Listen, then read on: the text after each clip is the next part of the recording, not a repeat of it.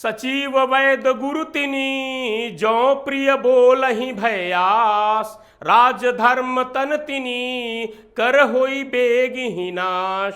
अर्थात मंत्री, वैद्य और गुरु अगर ये तीन किसी से डर गए या लालच में आकर प्रिय वचन बोलने लगे, अर्थात सत्ता के चापलूस हो जाएं, तो राज्य, शरीर और धर्म इन तीनों का शीघ्र ही विनाश हो जाता है। रामचरितमानस की ये चौपाई आज मैं महाराष्ट्र की सत्ता के लिए कह रहा हूं, जहां एक मंत्री के डर से या फिर सत्ता के लालच से खुद सीएम ही चापलूसी करने लगे हैं। नमस्तुभ्यम, आप देख रहे हैं कैपिटल टीवी। मैं हूं आपके साथ अरुण कुमार। हमारा खास कार्यक्रम थर्ड आई देख रहे हैं आप। थर्ड आई में आज उस कुरुक्षेत्र की बात करूंगा जो महाराष्ट्र में चल रहा है। नवाब मलिक की वजह से महाराष्ट्र के पूर्व सीएम और पहले उनके सहयोगी और अब महाराष्ट्र के सीएम उद्धव ठाकरे में एक जंग छिड़ गई है।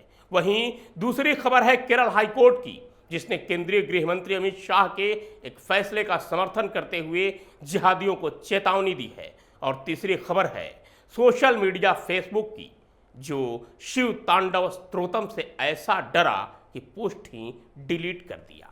तो सबसे पहले बात करते हैं महाराष्ट्र के महारण की। महाराष्ट्र के अल्पसंख्यक कल्याण मंत्री नवाब मलिक ने मनी लॉन्ड्रिंग और अंडरवर्ल्ड डॉन दाऊद इब्राहिम के साथ संबंध के मामले में ईडी की गिरफ्तारी को चैलेंज करते हुए बॉम्बे हाईकोर्ट का रुख किया था। हाईकोर्ट में दिए अपने याचिका में कहा था कि उनकी गिरफ्तारी ही अवैध है। नवाब मलिक की तरफ से उनके वकील अमित देसाई ने कहा, मलिक की गिरफ्तारी उनकी व्यक्तिगत स्वतंत्रता का उल्लंघन है। इस मामले पर हाईकोर्ट में सुनवाई हुई और बॉम्बे हाईकोर्ट के जज एस.बी. शुक्रे और जी.एस. सनप की खंडपीठ ने गिरफ्तारी को लेकर ईडी से जवाब मांगा। अब ईडी ने यहीं पर खेल कर दिया। ईडी की तरफ से दलील दे रहे additional solicitor general Anil Singh ने कोर्ट से कहा कि हलफनामा दाखिल करने के लिए उसे समय चाहिए। मलिक ने अपने बचाव के लिए ईडी पर कुछ आरोप भी लगा दिए हैं, जिसका जवाब देने के लिए उसे समय चाहिए होगा। कोर्ट ने ईडी की बात मानते हुए 7 मार्च की तारीख तय कर दी। इसी बीच कोर्ट ने यह भी कहा कि इस आरोप में एमपी एमएलए स्पेशल कोर्ट ने मलिक को ईडी की कस्टडी में भेजा है और ऐसे हालात में अगर विशेष कोर्ट कोई भी निर्देश देता है तो उसे माना जाएगा। उस पर किसी को भी कुछ कहने का हक नहीं होगा। अब मलिक इस मामले में 2 गलती कर चुके हैं। पहली गलती ईडी पर आरोप लगाकर और दूसरी गलती हाईकोर्ट जाकर। अब मामला हाईकोर्ट के पाले में चला गया है। वहीं ईडी अब 7 मार्च तक नवाब मलिक को कस्टडी में रख सकती है या फिर पूछताछ के लिए उन्हें बुला सकती है, क्योंकि अब ईडी को सबूत जुटाने होंगे जो वो पहले से ही कर चुकी है।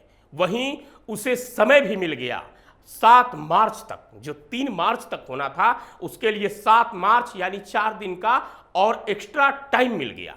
इसी बीच ईडी ने एक बड़ा सबूत सामने रखा है।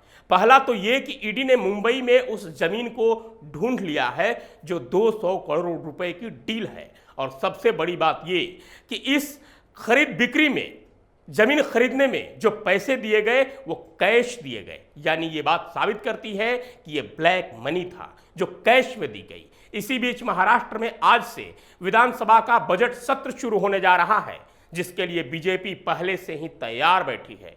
पूर्व सीएम देवेंद्र फडणवीस और महाराष्ट्र बीजेपी अध्यक्ष चंद्रकांत पाटिल ने कहा कि अगर नवाब मलिक का मंत्री पद से इस्तीफा नहीं लिया गया तो वे सदन में संग्राम मचा देंगे, वे बजट सत्र का बहिष्कार करेंगे। वहीं एनसीपी नेताओं ने कहा कि कुछ भी हो जाए नवाब मलिक का इस्तीफा नहीं लिया जाएगा।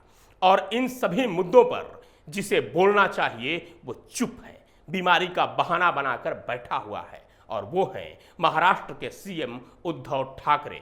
क्योंकि उन्हें पता है कि सरकार में शामिल एनसीपी की कुल 54 सीटें हैं, जबकि उनकी मात्र 56 सीटें हैं। दोनों पार्टियां आस-पास हैं और ऐसी स्थिति में यदि एनसीपी सरकार से समर्थन वापस लेती है तो सरकार गिरना तय है। नवाब मलिक की इसीलिए शायद उद्धव ठाकुर सुहाती कर रहे हैं ताकि सरकार बची रहे। अब बात करते हैं दूसरी खबर की। केरल हाईकोर्ट ने मलयालम समाचार चैनल मीडिया वन टीवी के प्रसारण अधिकारों को सस्पेंड करने के केंद्र सरकार के फैसले को बरकरार रखा है। हाईकोर्ट ने चैनल पर लगाए गए प्रतिबंध के संबंध में एकल पीठ के आदेश को उचित ठहराया। अदालत ने एकल पीठ के आदेश के खिलाफ चैनल के मालिकों, कर्मचारियों और केरल पत्रकार संघ की याचिका को खारिज कर दिया है। आपको बता दें कि केंद्रीय गृह मंत्रालय ने गंभीर सुरक्षा मुद्दों का हवाला देते हुए 31 जनवरी को चैनल को ऑफ एयर कर दिया था, बंद कर दिया था। इससे पहले हाल ही में सूचना और प्रसारण मंत्रालय ने मीडिया वन चैनल के प्रसारण लाइसेंस को दोबारा देने से इनकार कर दिया था। जज एस मणिकुमार और साजी पी चाली ने कहा कि केंद्रीय गृह मंत्रालय की ओर से जमा की गई गोपनीय फाइलों का अध्ययन कर पाया गया कि मीडिया वन को शुरू करने का फैसला देना राष्ट्रीय सुरक्षा के लिए खतरा है। इस मामले में 8 जनवरी को एकल पीठ ने भी अपने आदेश में कहा था कि खुफिया रिपोर्टों को देखने के बाद चैनल को बंद किया जाता है। अब बात करते हैं कि आखिर यह मीडिया वन चैनल क्या है और इस पर प्रतिबंध क्यों लगाया गया। मीडिया वन न्यूज का मालिकाना हक ब्रॉडकास्टिंग लिमिटेड के पास है। यह चैनल जमात ए इस्लामी का है, जो एक प्रतिबंधित जिहादी संगठन है। इस चैनल ने 2020 में दिल्ली दंगों के दौरान कवर करते समय दिल्ली हिंसा में पक्षपातपूर्ण रिपोर्टिंग की थी। मुस्लिम समुदाय के पूजा स्थल पर हमले को प्रमुखता से चलाया और दिखाया, उनका पक्ष लिया। वहीं सीएए और एनआरसी का विरोध कर रहे लोगों का समर्थन किया, जबकि आरएसएस और दिल्ली पुलिस के बारे में गलत सूचनाएं प्रसारित की। दिल्ली दंगों के लिए हिंदुओं और दिल्ली पुलिस को ही जिम्मेदार बता दिया। यही नहीं, इस चैनल से लगातार देश विरोधी ताकतों का समर्थन किया जाता रहा है, जिसे देखते हुए केंद्रीय गृह मंत्रालय और सूचना प्रसारण मंत्रालय ने इसे बंद कर दिया था, जिसके खिलाफ media one channel Kerala high court पहुंचा था, लेकिन हाईकोर्ट ने इसे बंद रखना ही उचित समझा। अब बात करते हैं तीसरी खबर की। सोशल मीडिया प्लेटफॉर्म फेसबुक डर गया है, वो भी शिव तांडव स्तोत्रम से। प्रसिद्ध बॉलीवुड एक्टर और कवि आशुतोष राणा द्वारा गाए गए शिव तांडव स्तोत्रम पर एक तरफा कार्रवाई करते हुए फेसबुक मेटा ने डिलीट कर दिया उसे। शिव तांडव स्तोत्रम को सीधे और सरल भाषा में प्रख्यात कवि आलोक श्रीवास्तव ने अनुवादित किया था, जिसे आशुतोष राणा ने अपनी आवाज दी थी। वीडियो को 30,000 से अधिक लोग शेयर कर चुके थे और 59,000 लोगों ने इसे लाइक भी किया था। आशुतोष ट्विटर के जरिए आशुतोष राणा ने इसकी जानकारी देते हुए कहा, चकित हूं, फेसबुक मेटा ने मेरा शिव तांडव वाला वीडियो मेरी फेसबुक टाइमलाइन से हटा दिया है। मेटा इंडिया ने ऐसा क्यों किया? ना उसमें कॉपीराइट का इशू है, ना ही वायलेशन का मामला है, और ना ही वो फेसबुक के नियमों का उल्लंघन करता है। उनके द्वारा गाए गए शिव तांडव स्तोत्रम के वीडियो को आलोक श्रीवास्तव ने भी अपने फेसबुक पेज पर शेयर किया था। 58,000 से अधिक लोगों ने जिसे देखा था, 3100 से अधिक लोगों ने लाइक किया था और 343 लोगों ने इस पर अपनी राय व्यक्त की थी। वरिष्ठ पत्रकार आलोक श्रीवास्तव ने भी फेसबुक की इस कार्रवाई पर अपनी नाराजगी व्यक्त की और कहा कि ये तो देवाधिदेव महादेव की स्तुति है। उन्होंने पूछा कि इसमें आखिर ऐसा क्या था जिसे फेसबुक को आपत्ति थी। इसी बीच आशुतोष राणा के पोस्ट पर रिप्लाई करते हुए कुछ लोगों ने फेसबुक की इस कार्रवाई पर आपत्ति जताई। लोगों ने फेसबुक पर अप्रत्यक्ष तरीके से इस्लामीकरण करने का आरोप लगाते हुए कहा, ख्वाजा मेरे ख्वाजा गाकर वीडियो पोस्ट कीजिए। जो लोग आपको फॉलो तक नहीं करते होंगे, उनके भी फेसबुक न्यूज फीड में सजेस्टेड फॉर यू कैटेगरी में दिखाई देगा। हो सकता है इस साल का मणिकचंद पान मसाला फिल्म फेयर अवार्ड भी आपको मिल जाए और भी कई अवार्ड आपके नाम कर दिए जाएं। मौला मेरे मौला पर तो रिट्वीट और लाइक्स की भरमार आ जाएगी। लोग सिर आंखों पर बिठाएंगे।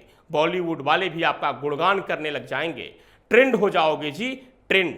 वहीं एक अन्य यूजर ने लिखा, इस गाने की धुन ख्वाजा सबको खाजा, शरिया में समाजा होनी चाहिए। एक दूसरे यूजर ने फेसबुक के साथ ही ट्विटर को भी आड़े हाथों लेते हुए कहा, दोनों हिंदू पुनर्जागरण के विरोधी बन गए हैं। कोई भी हिंदू धर्म से जुड़ी चीजों को आगे बढ़ाने की कोशिश करता है तो वे अकाउंट बंद कर देते हैं।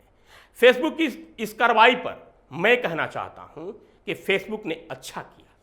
शिव तांडव स्तोत्रम में एक उष्मा है, एक ऊर्जा है, एक गर्मी है, एक शुद्धता है, जिसे शायद फेसबुक नहीं झेल पाता और चल जाता। आज के थर्ड आई में इतना ही। कल फिर मिलूंगा किसी नए विषय और शोध के साथ। तब तक के लिए विदा।